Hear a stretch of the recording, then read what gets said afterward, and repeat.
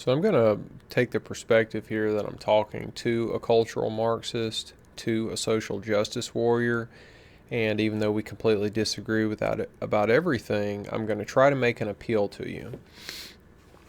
After the Bolsheviks took over Russia, that was the second revolution, right? First, they had the Kerensky Revolution, in which various socialist groups took control from the Tsar, and then the Bolsheviks took control over from that group, and then they started implementing their policies everywhere.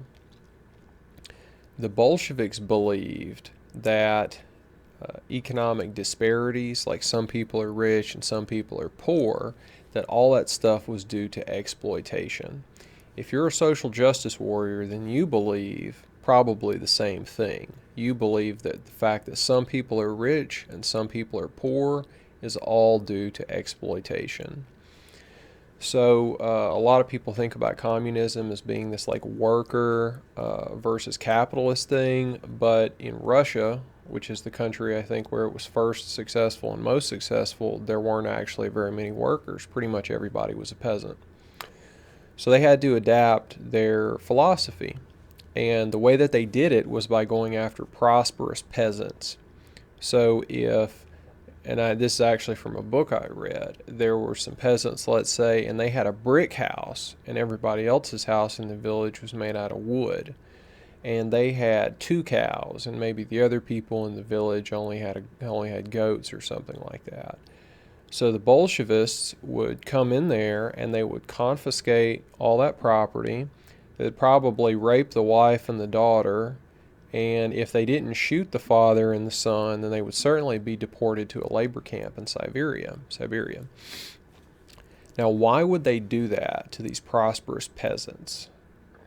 It's because they believed that the only way that those peasants became prosperous was because they were evil, because they were exploiting people. And you social justice warriors out there basically look at white people the same way. You look at whites who have more money than blacks, and you say these whites have created a society, a set of rules and laws that are systemically racist. And then you want to dethrone them basically from this privileged position that you think that they've created for themselves. But what you need to do is you need to think about alternative hypotheses. If it's not all based on exploitation, then what could possibly produce these different economic outcomes?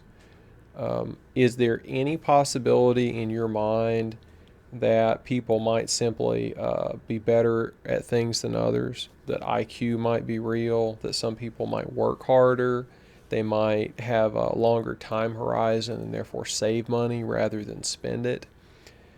And you really need to take all these other possibilities and you need to put them together in a basket, and you need to weigh that against the whatever you're currently believing in, which is probably that all people are the same, or that all people have equal ability to create wealth, to create value. Because if you're going to go and try to institute a new world order in which the currently prosperous, successful people are taken out of their privileged position, as you see it, then if you're wrong, what you're going to do is you're going to destroy all of the successful people, basically. And that's what actually happened in Russia, you see, because the Kulaks didn't get their positions through exploitation, they got them through hard work. So once you destroyed all of the kulak farms and divvied them up amongst all the really poor people, and once you sent all the kulaks to Siberian work camps, the next year you don't get any food, because it turns out that the kulaks were growing half of it, even though they were only 10% of the population or something like that. So what would you do if you're a social justice warrior and you start to implement a whole bunch of policies that are designed at flattening everything out, making things equal so that everyone can rise up and succeed, and that doesn't happen?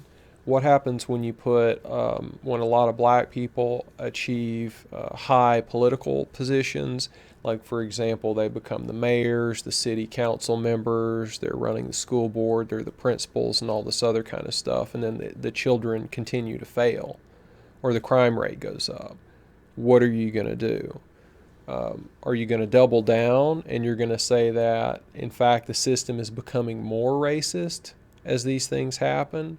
Like if the outcomes continue to get worse, are you going to say that the overall society is becoming more and more racist over time?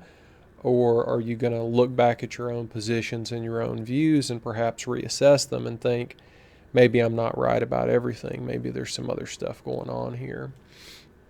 So if you have the time, and if you are on the left, I would suggest that you go read about the dekulakization, and then you just compare it to your own views about where economic productivity comes from, and think about who do you really want to destroy and why, and how is the system producing economic outcomes and how is it not. Thank you for your time.